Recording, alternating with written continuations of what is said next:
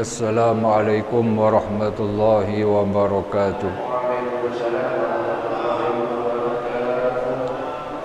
Al-Fatiha ila hadratin Nabi Mustafa Muhammadin sallallahu alaihi wasallam wa alihi wa ashabihi wa azwajihi wa dhurriyyatihi wa ahli baitihi at-tayyibin at-tahirin.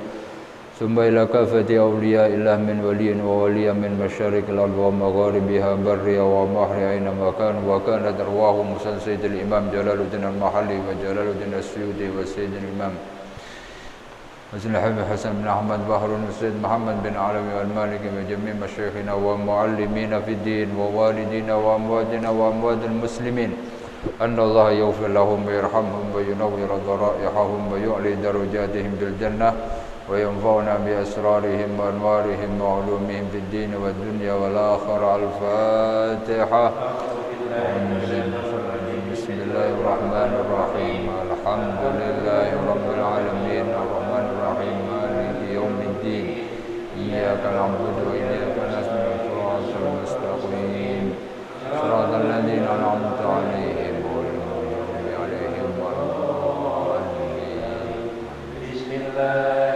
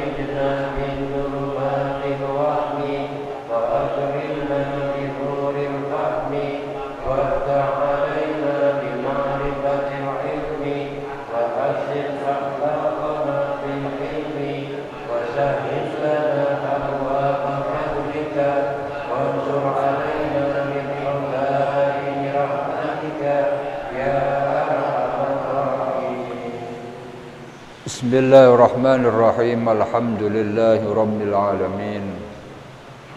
Wassalatu wassalamu ala sayyidil mursalin sayyidina wa maulana Muhammadin wa ala alihi wa sahbihi haqqa qadrihi wa miqdarihil azim. Subhanaka la ilma lana illa ma 'allamtana innaka antal alimul hakim. Rabbi shrah li sadri wa yassir li amri wahlul 'uqdatam min lisani yafqahu qawli.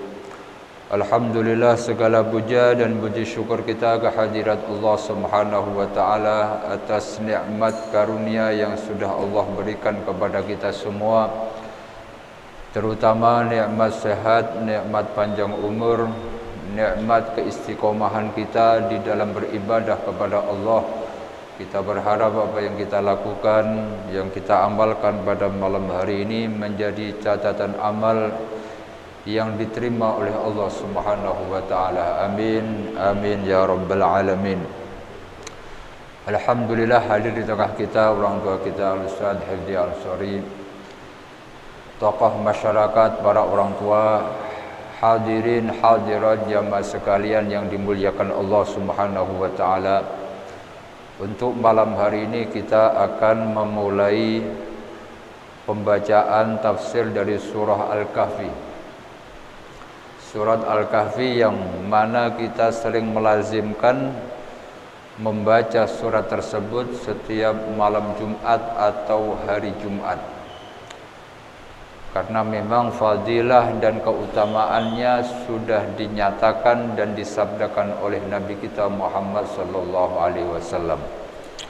Maka akan lebih baik lagi kalau kita mengetahui dan mengerti apa yang terkandung di dalam surah Al-Kahfi itu sendiri. Baik, sebelum kita memasuki pembacaan tafsir dari surah Al-Kahfi ini, terlebih dahulu kita akan mengetahui atau kita akan membahas tentang kandungannya, di mana surat Al-Kahfi itu memuat 3 cerita. 3 cerita. Yang pertama, cerita tentang pemuda-pemuda yang tidur hampir ratusan tahun. atau yang disebut sebagai Ashabul Kahfi, di mana kejadian ini diabadikan menjadi nama surat, yaitu surat Al-Kahfi. Kahfun itu gua. Kemudian yang kedua, memuat tentang cerita antara Nabi Musa dengan Nabi Khidir.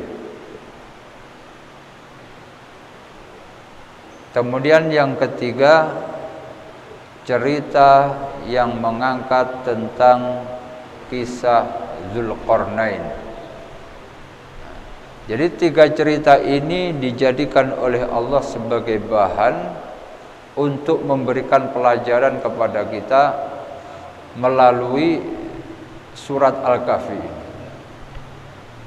Jadi kandungan cerita ini bukan hanya sekedar cerita belaka, bukan seperti cerita Malin Kundang, bukan cerita seperti cerita-cerita fiktif, tapi cerita yang terkandung di dalam Al-Quran itu adalah cerita yang wajib diimani.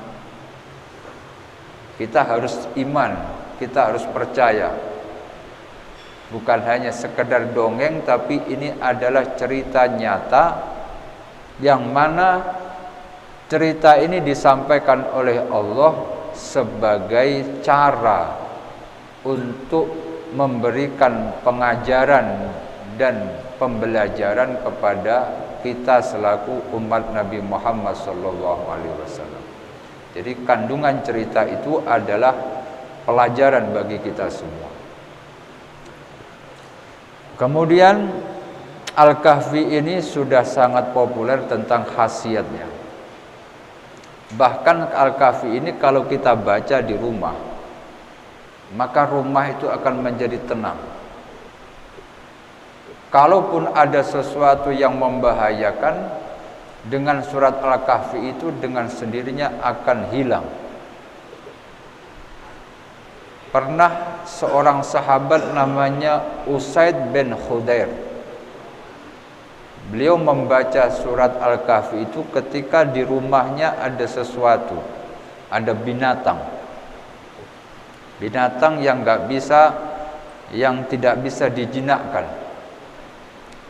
Kemudian dibaca surat Al-Kahfi tersebut. Ketika selesai dibaca, hewan atau binatang yang begitu galak, yang begitu buas, dengan sendirinya dia akan tenang.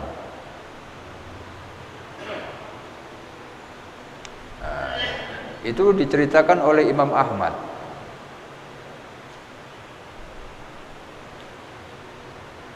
Di mana Al-Barra mendengar dan bercerita, qara'a rajulun al-kahf. Ada seorang pemuda yang membaca surat Al-Kahfi. Pemuda ini dikenal atau namanya itu adalah Usaid bin Khudair. Wa fid dari dabah, di rumahnya itu ada binatang. Faja'alat tanfiru, dengan membaca surat Al-Kahfi itu binatang dengan sendirinya dia pergi. Fa idza dababatan aw sahabah qad ghasyathu. Bahkan ada yang binatang-binatang atau hewan-hewan yang melata itu, kalau kita bilangnya kelenger. Apa kelenger? Pingsan. Itu dengan membaca surat Al-Kahfi.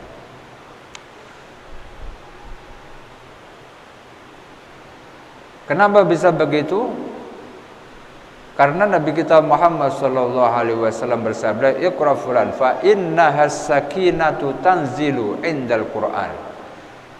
Karena Al-Kahfi ini adalah ketenangan yang turun di dalam Al-Qur'an. Au tanazzalat lil Qur'an. Jadi ketenangan, kemudian membikin suasana itu menjadi steril, itu Al-Kahfi. Belum lagi kalau kita membacanya dari awal sampai akhir di hari Jumat. Kalau kita membaca surat Al-Kahfi dari awal sampai akhir pada hari Jumat, maka orang yang membaca itu badannya, jasadnya itu bercahaya, atau dia mempunyai cahaya yang mana cahayanya itu memenuhi langit dan bumi. Kita nggak melihat, kita yang baca mungkin nggak melihat, tapi ini adalah karunia yang Allah berikan kepada orang yang membaca. Disebutkan oleh baginda Nabi Muhammad SAW, man qara'a awwala suratil kahfi wa akhiraha kanat lahu nuran min baini min qadamihi ila ra'sihi. Orang yang membaca Al-Kahfi, dia akan mempunyai cahaya mulai dari telapak kakinya sampai ujung rambut. Ini baru membaca awal sama akhir. Biasanya awal 10, akhir 10. Itu baru membaca awal 10, akhir 10. Wa man qara'aha kullaha, kalau membaca 10 depan belakang sudah punya cahaya dari telapak kaki sampai ujung rambut. Wa man qara'aha kullaha, siapa yang membaca Al-Kahfi semuanya, kanat lahu nuran ma bainas samai wal ard, maka orang ini mempunyai cahaya yang memenuhi antara langit dan bumi.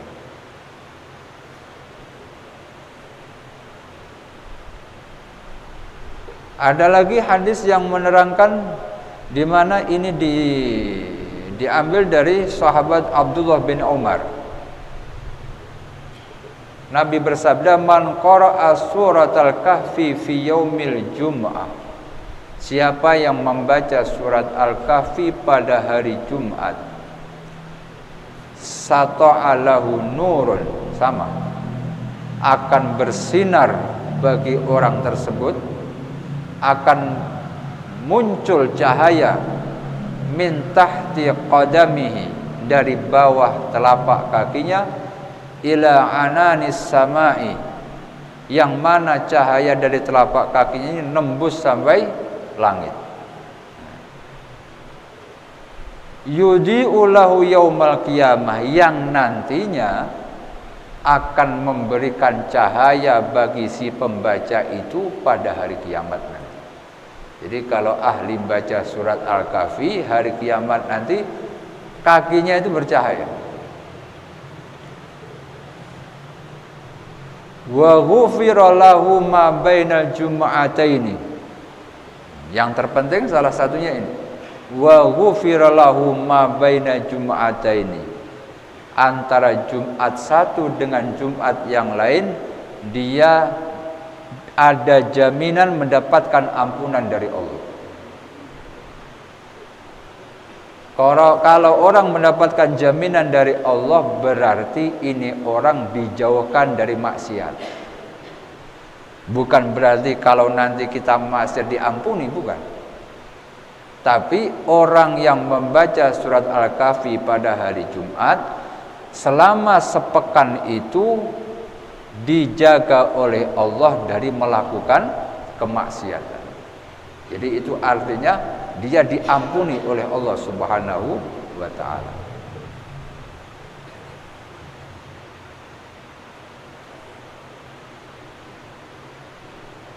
Kebanyakan seperti itu. Kebanyakan fadilahnya orang yang membaca Al-Kahfi itu dia punya cahaya. Ada yang cahaya sampai nembus antara dia kepada Ka'bah, Ada yang cahayanya nembus sampai ke langit, ada cahaya yang nantinya diberikan oleh Allah pada hari kiamat. Pada intinya orang yang membaca Al-Kahfi dia punya cahaya, yang itu hanya diketahui oleh Allah Subhanahu wa taala. Bagi kita yang membacanya mungkin biasa-biasa saja, karena cahayanya nggak nampak. Tapi kalau kita tampakkan, kalau ditampakkan sama Allah, maka luar biasa. Ini dirahasiakan oleh Allah. Maksud dirahasiakan, cahayanya tidak ditampakkan di dunia, tapi itu sudah menjadi bagian bagi yang membaca Al-Kahfi. Badannya, kakinya sampai ujung rambut akan diberikan cahaya oleh Allah Subhanahu wa taala. Maka alhamdulillah kalau kita mempunyai kebiasaan, keistiqomahan membaca surat Al-Kahfi khususnya pada malam Jumat atau hari Jumat. Karena itu fadilahnya sangat luar biasa. Baik, kita memasuki pembacaan ayat pertama dari surah Al-Kahfi. A'udzu billahi minasy syaithanir rajim. Bismillahirrahmanirrahim. Alhamdulillahilladzi anzala ala 'abdihil kitaba wa lam yaj'al lahu 'iwaja qayyiman liyunzira ba'san syadidan min ladunhu wa yubashshiral mu'minina alladhina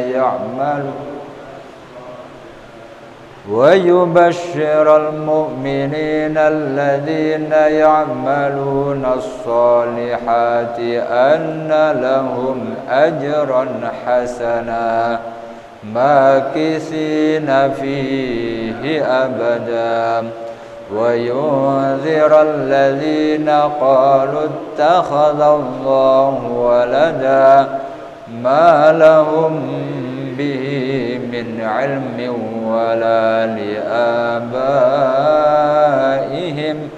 kaburat kalimatan takhruju min afwahihim yaquluna illa kadziba. Sadaqallahul azim. Bismillahirrahmanirrahim.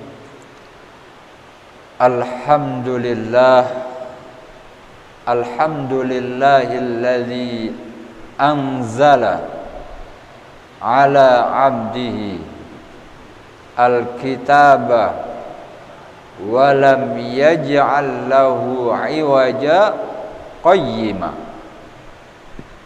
Itu ada saktahnya. Saktah itu hanya ada di riwayat Asim. Kalau di riwayat lain nggak punya. Riwayat kita aja yang punya bab tentang saktah. Jadi kita berhenti tapi tidak bernapas, itu namanya saktah. Sakata yaskutu itu artinya diam. Artinya saktah diam tapi nggak napas. Qayyima liyu iwaja qayyiman liyunzira gitu. Alhamdulillah. Ketika Allah mengucapkan alhamdulillah, itu antara dua. Pertama, ketika menyebut tentang ketuhanan yang berkaitan tentang ketuhanan. Yang kedua, alhamdulillah itu ketika menunjukkan kebesaran Allah. Alhamdulillahilladzi anzala ala 'abdihil kitab. Alhamdulillahi rabbil alamin. Kemudian yang kedua, alhamdulillah ketika Allah menunjukkan kebesarannya yaitu tentang penciptaan langit dan bumi. Maka beliau mengatakan, Allah mengatakan, alhamdulillahilladzi khalaqas samawati wal ardh.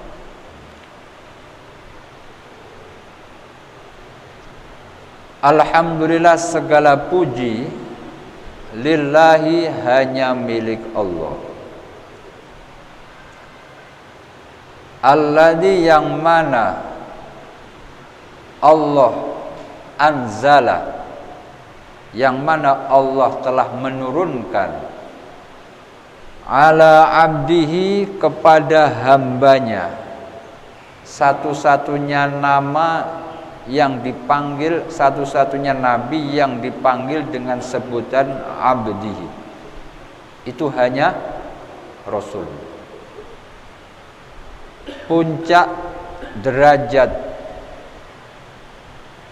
ketinggian seorang hamba di dalam beribadah kepada Allah, manakala dia sudah diakui sebagai hamba Allah, maka dia adalah orang yang paling tinggi derajatnya di sisi Allah. Maka ketika Allah menyebut Nabi Muhammad, maka Allah menyebut dengan derajat kebesarannya, yaitu abdi, yang telah menurunkan kepada hambanya Allah. Hambanya Allah. Padahal semua kan Abdullah. Kita ini adalah hambanya Allah. Tapi diakui atau tidak, itu masih tanda tanya besar.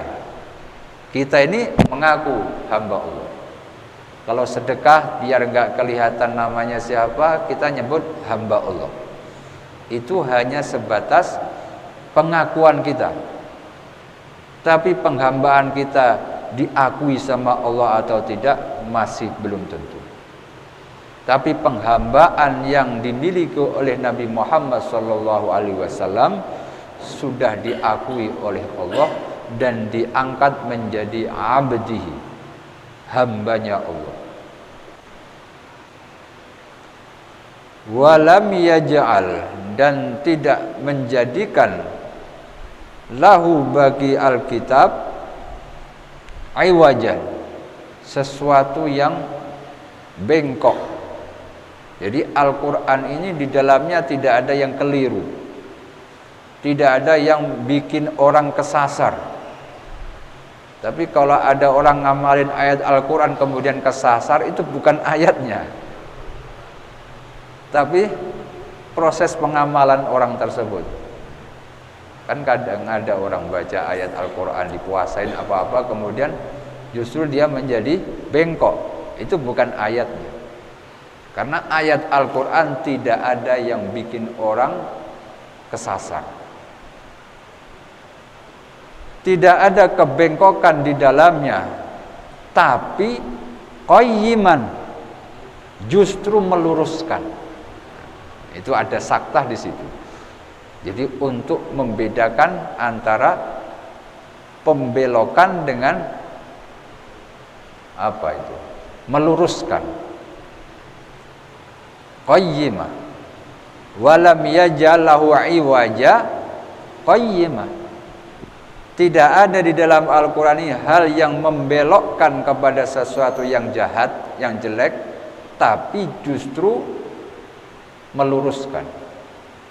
Mendirikan yang roboh, meluruskan yang bengkok, membenarkan yang memberikan pembenaran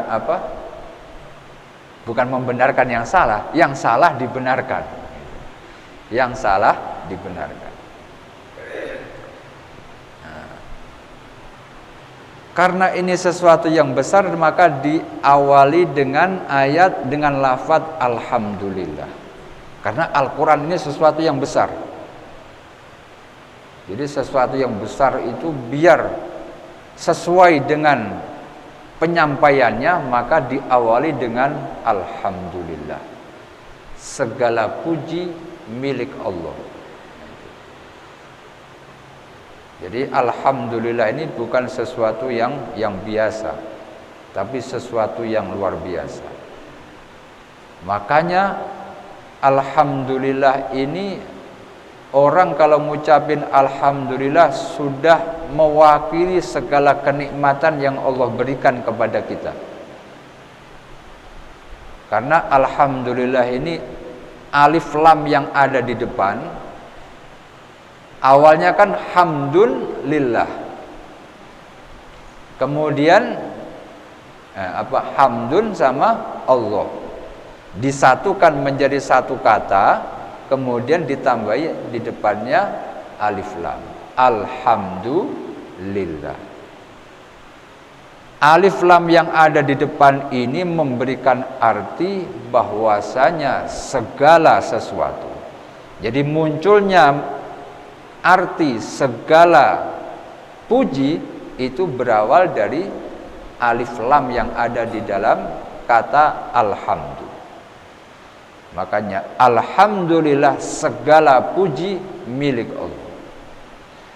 Tapi kalau cuma hamdun itu artinya pujian. Pujian, tidak ada hal yang lain. Tapi kalau sudah dikasih alif lam kemudian disandarkan kepada Allah, maka ini bukan hanya sekedar pujian, tapi pujian yang mengalahkan semuanya. Alhamdulillah.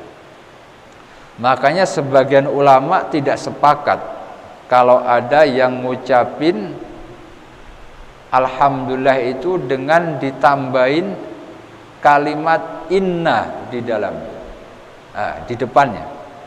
Biasanya kita itu kalau khutbah Jumat biasanya kan innal hamdalillah nahmaduhu wa nasta'inuhu. Ini sebagian ulama ahli bahasa enggak setuju. Apa fungsinya inna di depannya? Inna itu artinya sesungguhnya. Ngapain dikasih lafadz yang artinya sesungguhnya, padahal alif lam yang ada di dalam alhamdulillah itu sudah memberikan arti segalanya. Jadi ada sebagian yang tidak sepakat. Orang sudah maksudnya alhamdulillah itu sudah mewakili semuanya, ngapain ditambahin innal hamdalillah? Itu hanya perbedaan dalam segi bahasa. Tidak setujunya ini sudah komplit, ini sudah paket komplit, kenapa harus diyakinkan lagi? Alhamdulillah itu sudah paket komplit pujian untuk Allah. Ngapain ditambahin inna, sesungguhnya segala puji hanya milik Allah. Ini bisa dikatakan tahsilul hasil. Gak perlu banget dikasih inna di depannya. Karena dengan alhamdulillah sendiri itu sudah memberikan fungsi meyakinkan bahwasanya segala pujian itu milik Allah, tidak ada yang lain. Ulama itu kalau punya pendapat seperti itu. Padahal ini juga masyhur ya. Innal hamdalillah itu kan banyak yang pakai.